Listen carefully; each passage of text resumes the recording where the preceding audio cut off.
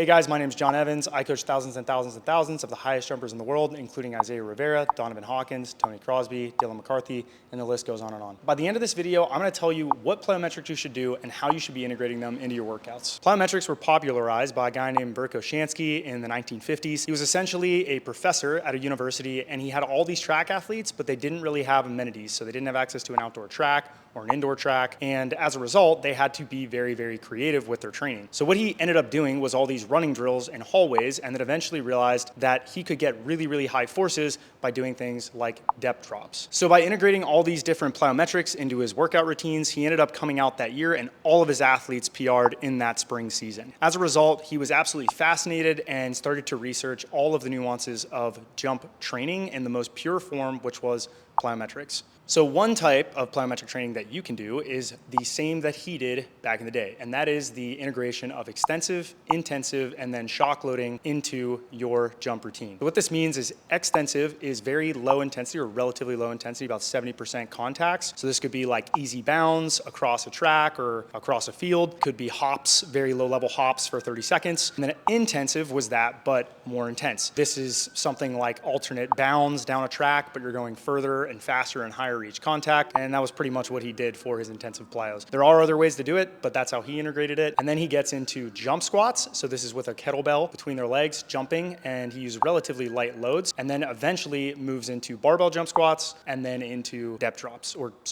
jumps. So that's one easy periodized plan that you can do if you wanted to add plyometrics into your program. I would recommend doing them 1 to 2 days a week. Do a month of each one of those types of plyos, and you would have a very basic, progressed, mildly individualized plyometric program that you could put into your jump training. Before I get too much into the weeds about plyometrics, if this is already over your head and you would really, really like to get some help realizing your genetic potential, then go to THPStrength.com and sign up for coaching. It's 90% off your first month. Okay, so now we're gonna get into more modern things that you should understand about plyometrics, and that is that plyometrics are very, very, very intense. This is the reason why I don't integrate them in super high volumes into a lot of my athletes' programs, but I'm just gonna give you the information and you can do with it what you please. So because they're very intense, you wanna keep them in relatively low volumes. That said, they do still follow basic training guidelines, so you still want to take into account progressive overload, meaning that you go from lower volumes to higher volumes and lower intensity to higher intensity. You're going to want to have deloads built in there, and you're going to want it to be still specific to whatever sport you're doing. Keep in mind, one of the recommendations for even doing a singular depth jump is to be able to squat at least twice your body weight. So if you can't half squat twice your body weight, you're probably using these a little bit prematurely. That is one of the criteria that I would use to just anyone generally, is if you can't half squat twice your body weight, then you probably shouldn't be doing really, really intense plyos. So some more information about if you should be integrating these into your workouts. So the first question I would ask is, how old are you? If you're really, really old, then these are probably not something you're going to want in very high volumes or at all in your program. The second one is, do you have pre-existing injuries? So if you've got Achilles issues, if you've got knee issues, a lot of tendon issues, then you probably shouldn't be doing plyometrics. They're going to make it worse. It's going to end up aggravating the tendon, and you're going to be in pain and not able to jump. And the third is going to be, how strong are you? So if you're not squatting at least twice your body weight down to 90 degrees at the knee, which is just above parallel, then you're probably not strong enough to do these, and you're going to benefit a lot more from just getting really, really strong. Now the next question is going to be, what type of plyos should you do, or what type of plyos even are there? Maybe you don't even know. The type of plyos that there are going to be 1 foot versus 2 foot, vertical plyo or a horizontal plyo,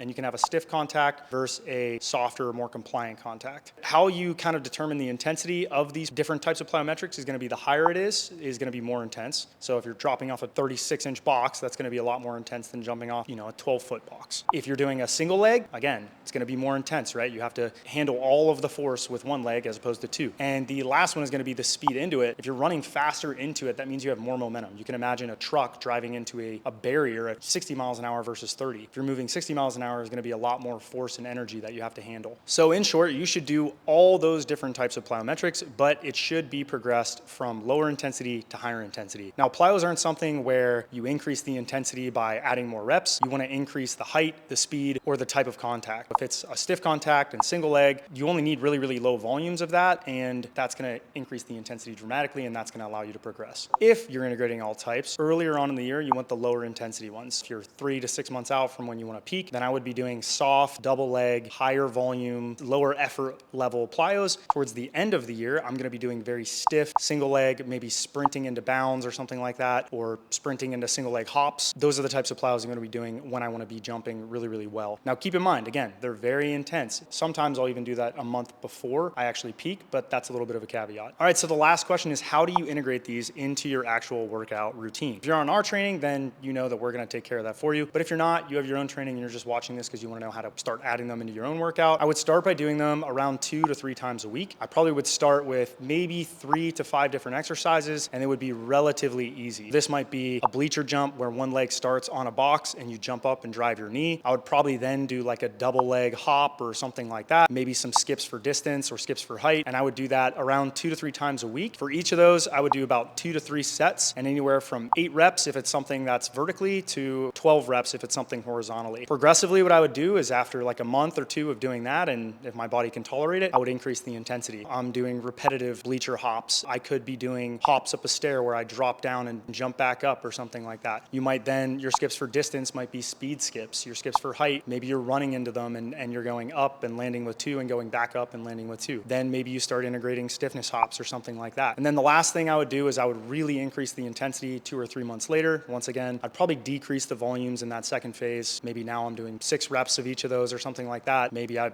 do more sets, 2 to 3 sets to increase the intensity a bit more. And then in the last phase, what I would do is I would have very, very low volumes, but very, very high intensity. So in this case, I might just do 5 to 10 reps of a depth jump once, maybe twice a week. And then maybe I have a set of stiffness hops. Speed bounds and things like that are very intense. You could also integrate those if you're very robust, but a lot of the time athletes end up messing up their back. So that's the video, guys. I hope you enjoyed it. If you have any more questions, leave it in the comment section below, and I will see you next time.